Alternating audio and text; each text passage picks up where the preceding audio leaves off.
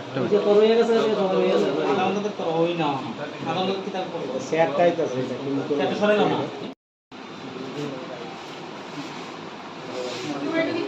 এবার দাও আমরা দাঁড়াও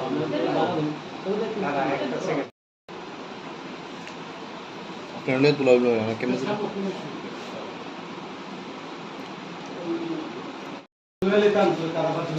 সেটা অবশ্যই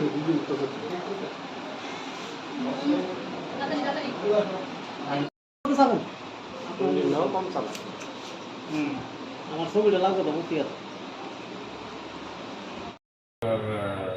তার ভিতরে আমাদের কাছে একটা ইন্টেলিজেন্স ছিল যে দুজন বাংলাদেশি মহিলা এখানে আমাদের আগরতলাতে নর্থ গেটের এখানে দেখা গেছে বলে আমাদের কাছে খবর ছিল। তো তৎক্ষণাৎ আমাদের রুটিন চেক আপের সময়ই মোবাইল পেট্রোলিং পার্টি আমাদের সাব ইন্সপেক্টর কমলা মুরাশি ওর নেতৃত্বে সাব ইন্সপেক্টর সমরেশ চাকমা দুজন বাংলাদেশি মহিলাকে আমরা আটক করি। তার সঙ্গে একজন তার ভারতীয় সহযোগী ছিল, টাউট যাকে বলে, যারা তাকে এখানে বর্ডার ক্রস করতে সাহায্য করেছে।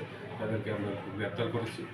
তাদের কাছে কোনো কাগজপত্র ছিল না, এরা অবৈধভাবে ভারতে প্রবেশ করেছে বাংলাদেশ থেকে। কোথা থেকে আটক করেছেন তাদেরকে? তাদেরকে আমরা নর্থ গেট এলাকা থেকে। তাদের উপর কি কেস নেওয়া হয়েছে? তাদের এগেনস্টে আমরা তো বাংলাদেশ ন্যাশনাল হিসেবে ইন্ডিয়াতে ইলিগালি এন্ট্রি করেছে, তো ফরেনার অ্যাক্ট অনুযায়ী আমরা। নামগুলো কি? একজনের নাম হচ্ছে রুমা শেখ, তার বাড়ি হচ্ছে নারায়ণগঞ্জ। আরেকজনের বাড়ির নাম হচ্ছে আকলিমা আক্তার, তার বাড়ি হচ্ছে সুনামগঞ্জ।